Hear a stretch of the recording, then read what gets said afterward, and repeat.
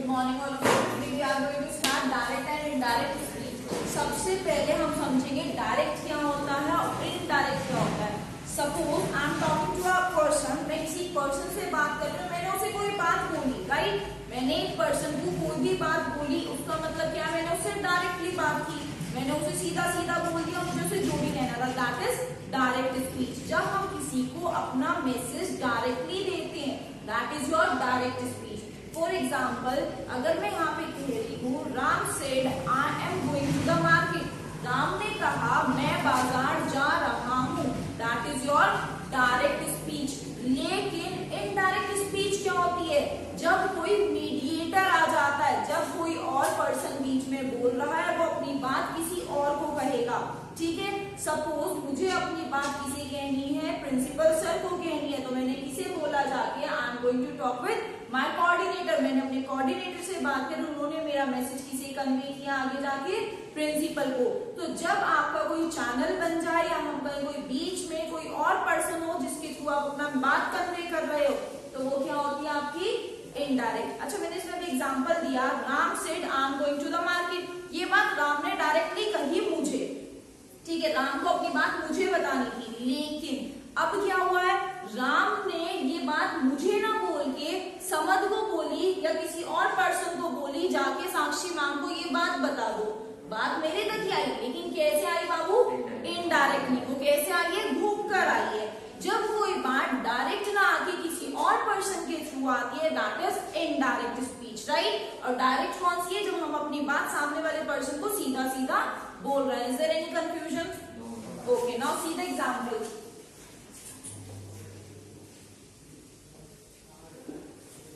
Ram said I am going to the market। ये क्या है बाबू, हमारा सेंटेंस। पढ़ो सेंटेंस। राम सेड, राम ने कहा, I am going to the market, मैं कहाँ जा रहा हूँ, मार्केट जा रहा हूँ। ये क्या है बाबू, मेरी डायरेक्ट स्पीच। राम ने अपनी बात क्या कह दी, सीधे सीधे कह दी। चलो अब मैं ऐसे करें, सपोज करो कि ये राम ने सीधा मुझे ना बोल के किसी और को बोली होती, और वो पर्सन आके मुझे बोल रहा है कि राम बाजार जा रहा है, तो मुझे कैसे कहेगा, Ram said I am going to the market. अगर वो सेम उसी के वर्ड्स को यूज कर रहा है, देखो दो चीज का ध्यान रखना है हमें यहाँ पे।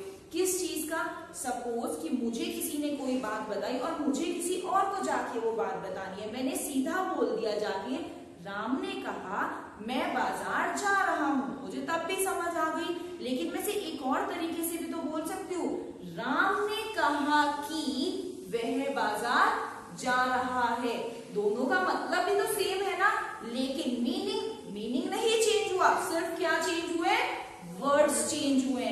तो हम यही करते हैं, जब हम डायरेक्ट को इनडायरेक्ट में चेंज करते हैं, हम उसका मीनिंग नहीं चेंज करते, हम सिर्फ क्या चेंज करते हैं, वर्ड्स को चेंज करते हैं, ठीक है। अच्छा, अगर मैं ये बोलती, राम ने कहा, हमारा सेंटेंस क्या है, राम ने कहा मैं बाजार जा रहा हूँ।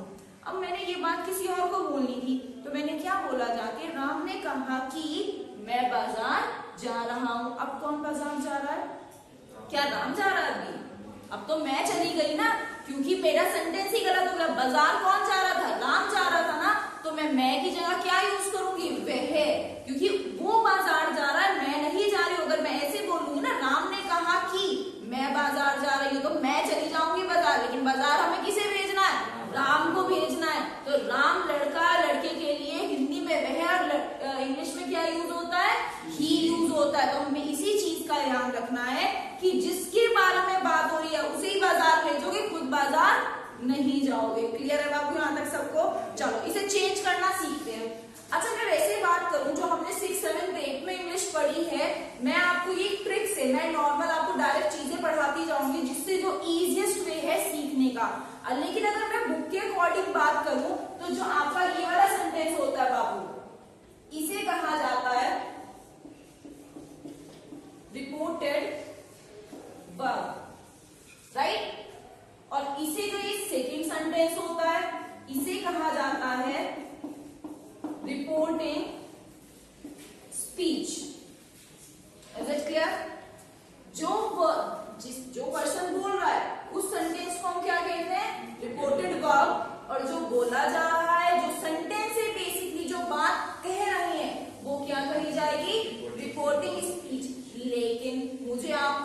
बनाना और सबसे इजी तरीके से करना है। तो ये तो सब भूल जाओ, क्योंकि मुझे कहीं पे तुम्हारे से एग्जाम में ये क्वेश्चन नहीं आएगा कि रिपोर्टेड वर्ब क्या होती है, रिपोर्टिंग स्पीच क्या होती है। इतना याद रखना है, this is part 1 and this is part 2। Is it clear all of you?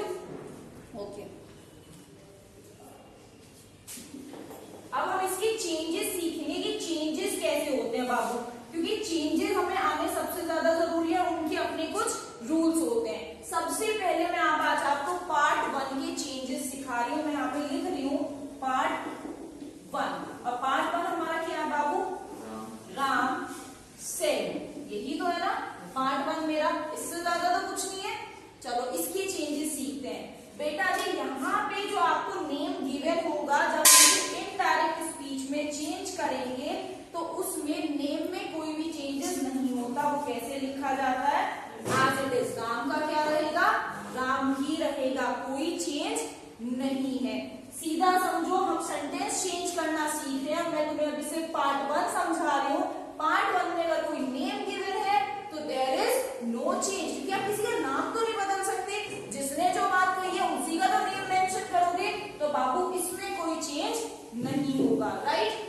उसके बाद आपका वर्ड है सेड, राइट। सेड, सेड का बाबू हमेशा क्या रहता है? सेड ही रहता है। लेकिन अब यहाँ पे कुछ कंडीशंस है, हमें वो समझनी है। वो कंडीशन क्या है उसे ध्यान से और साथ के साथ हर बच्चा पेन डाउन करता रहेगा वो क्या क्या कंडीशंस है, कैसे कैसे हम सेड को चेंज करते हैं। क्योंकि सेड के भी बहुत सारे वेरिएशन है। रिप्लाइड में भी चेंज होगा, आस्क्ड में भी चेंज होगा, रिक्वेस्टेड में होगा, कमांडेड में होगा, टोल्ड में होगा। तो वो सारे चेंजेस कैसे होंगे हमें वो सीखने हैं। क्लियर है बाबू यहाँ तक? चलिए सबसे पहले देखते हैं। मैंने अभी आपको बताया कि अगर सेंटेंस में क्या लिखा है? सेड लिखा है, तो सेड किस में चेंज होगा? सेड में ही चेंज होगा। क्लियर है? नेक्स्ट, अगर लिखा है सेड टू, अगर क्या लिखा है? सेड टू, तो ये किस में चेंज होगा बाबू? ये आपका चेंज होता है बेटा टोल्ड में। क्लियर है? यहां तक कोई कंफ्यूजन? क्योंकि यहां से थोड़े चेंजेस आएंगे जिसपे हमें अपने पार्ट 2 पे भी फोकस करना है, ठीक है। इन दोनों रूल में कोई कंफ्यूजन? हमने क्या किया? सेड को सेड रखा, अगर सेड 2 है तो हमने क्या कर दिया? टोल्ड कर दिया। सपोज ना होता राम सेड टू राहुल, तो वो क्या बन जाता? राम टोल्ड राहुल। क्लियर है बाबू? कोई कंफ्यूजन? चलिए अब नेक्स्ट देखते हैं। हमने छोटी क्लासेस में सेंटेंसेस पढ़े थे, हमने ये भी देखा था सेंटेंसेस अलग अलग होते हैं। इंटेरोगेटिव भी होते हैं, इंपेरेटिव भी होते हैं, असर्टिव भी होते हैं, अलग अलग टाइप के एक्सक्लेमेटरी सेंटेंस होते हैं। पढ़े थे ना सबने? उन्हीं पे फोकस करना है हमें। कैसे करेंगे वो देखो। सबसे पहले मैंने यहाँ पे लिखा सेड, और यहाँ मैं ब्रैकेट में लिख रही हूँ क्वेश्चन। अब सपोज करो आपका यहाँ पे है Ram said what is your name. Sentence दोबारा सुनो, क्या है हमारा sentence? Ram said what is your name. तो मेरा जो पार्ट 2 है वहां पे क्वेश्चन पूछा जा रहा है ना, तो जब भी क्वेश्चन पूछा जाएगा पार्ट 2 में, ध्यान रखना इस बात को, मैं फिर से रिपीट कर रही हूँ, जब भी पार्ट 2 में क्वेश्चन पूछा जाएगा तो सेड किस में चेंज होगा बेटा आपका? आज, या फिर हम कह सकते हैं किसमें चेंज होगा? क्वेश्चन। Is it clear? सबको क्लियर है बेटा? कोई कंफ्यूजन यहाँ तक? रिवाइज करो। सेड हमारा सेड में चेंज होता है, सेड 2 किसमें होता है? टोल्ड में। सेड अगर सामने पार्ट 2 में कोई क्वेश्चन पूछा गया है तो हम उसे किसमें चेंज करते हैं बेटा? आज में या क्वेश्चन में। क्लियर है बाबू सबको? चलिए नेक्स्ट देखते हैं। सेड और सामने क्या है? आंसर, तो हम किस में चेंज करेंगे? सपोज मेरा सेंटेंस मैंने अभी क्या पूछा था? Ram said what is your name. हमने उसका रिप्लाई दिया, राहुल ने कहा माय नेम इज राहुल। ठीक है, यहाँ पे राहुल ने जवाब दिया कि मेरा नाम क्या है? राहुल है। तो यानी कि वो क्या कर रहा है? आंसर कर रहा है ना किसी को। जब हम किसी को आंसर करते हैं, किसी बात का जवाब देते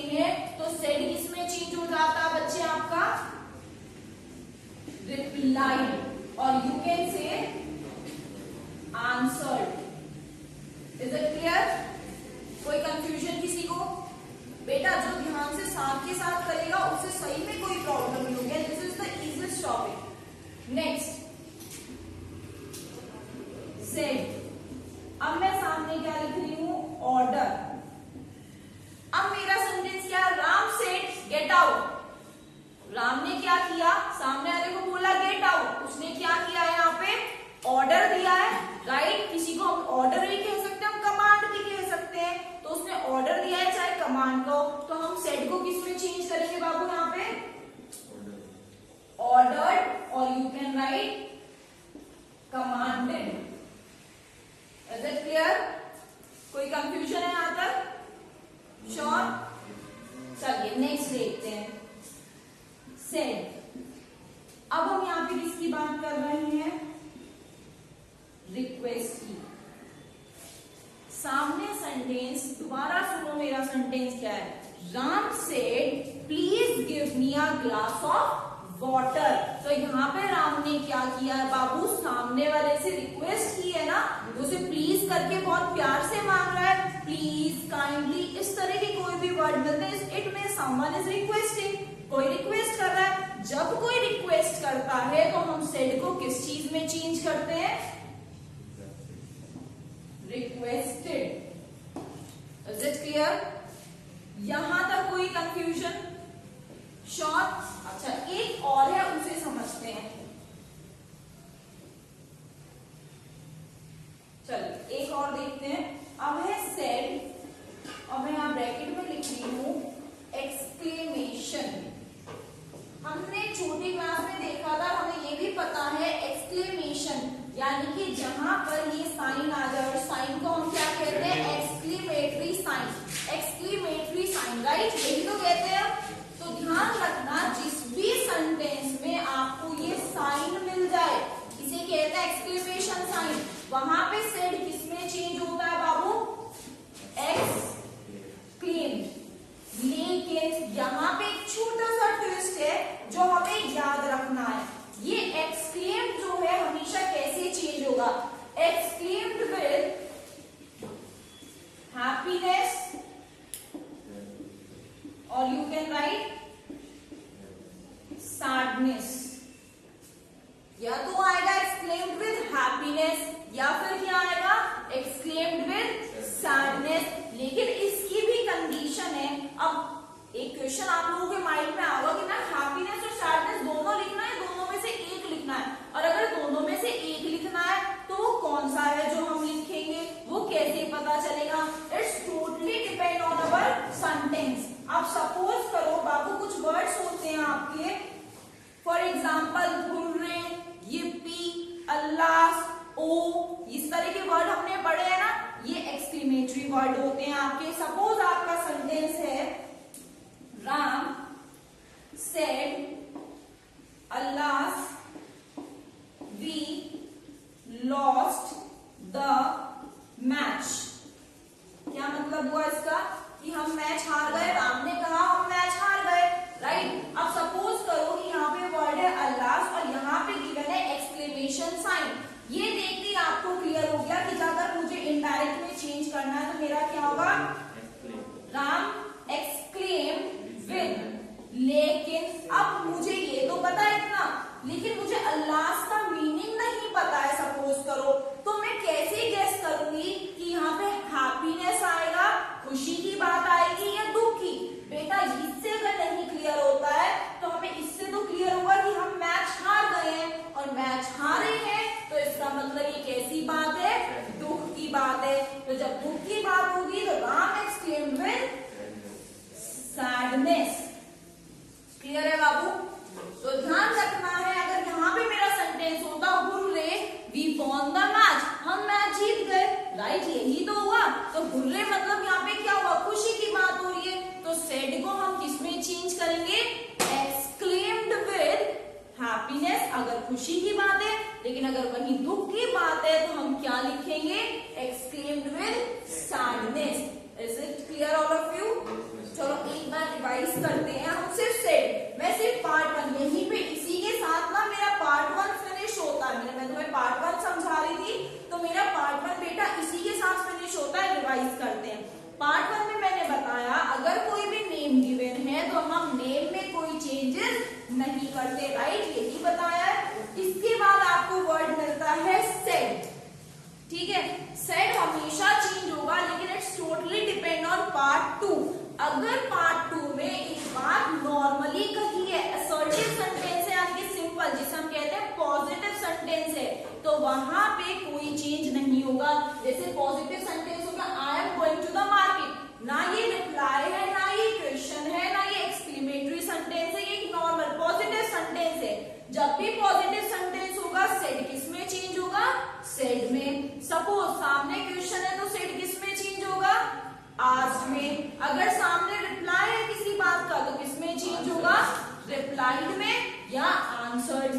अगर सामने रिक्वेस्ट है, मतलब पार्ट 2 में यानी कि हमारी रिपोर्टिंग स्पीच में अगर रिक्वेस्ट है तो हम किस में चेंज करेंगे, रिक्वेस्टेड में। और अगर ऑर्डर है तो किस में, ऑर्डर्ड में। और अगर एक्सक्लेमेशन साइन है तो हम क्या लिखते हैं, एक्सक्लेम्ड विद सोरोनेस या हैप्पीनेस। यू कैन राइट सोरोनेस, जॉयनेस, जो भी खुशी और दुख वाले वर्ड होंगे you can use that, right. यहां तक कोई कंफ्यूजन किसी को? श्योर। चलिए आगे देखते हैं हम।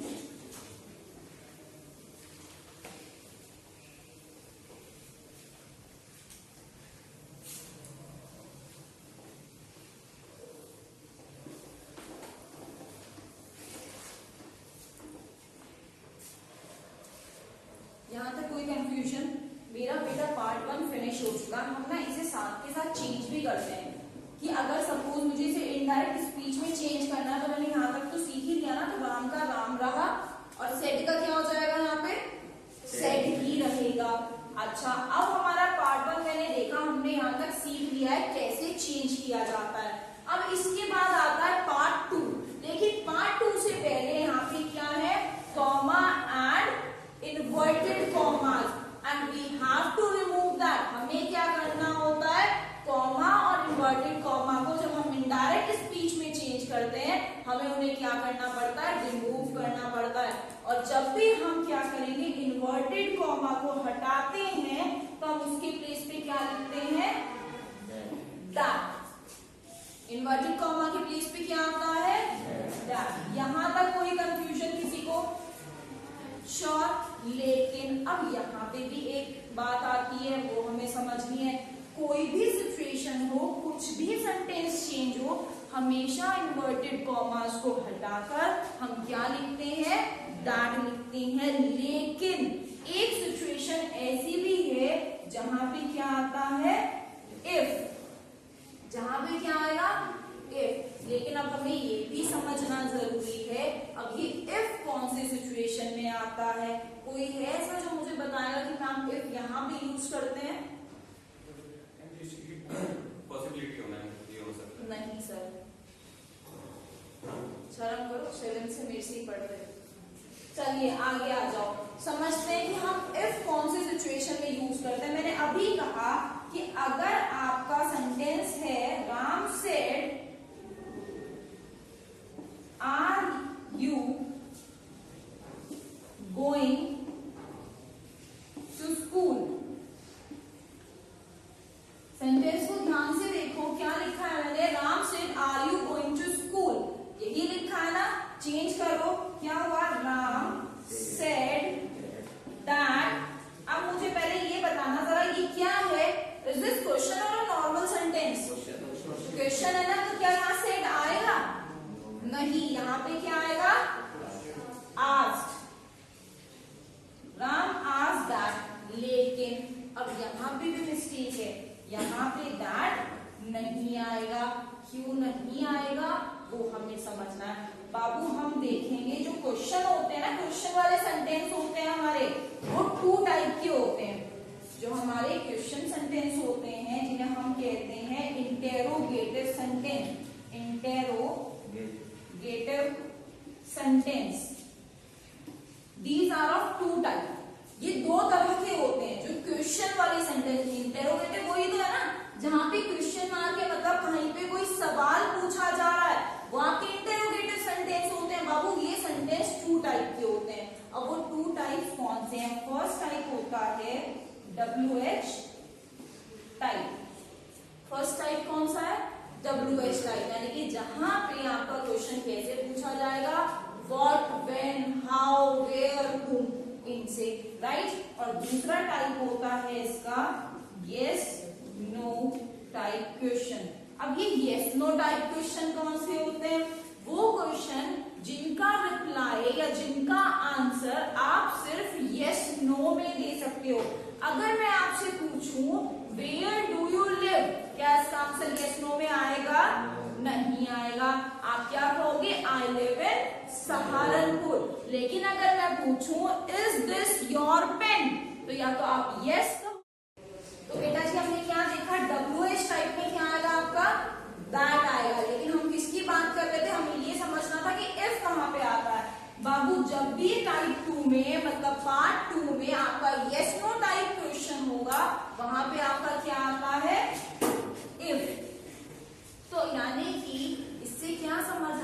भी सिचुएशन हो, कोई भी A to Z, चाहे क्वेश्चन की हो, चाहे आंसर की हो, चाहे रिक्वेस्ट की हो, चाहे कमांड की हो, कोई भी सिचुएशन हो, चाहे इंपेरेटिव सेंटेंस हो, चाहे असर्टिव सेंटेंस हो, हर जगह पे इन्वर्टेड कॉमास हटाकर हमें क्या लगाना है, दैट लगाना है।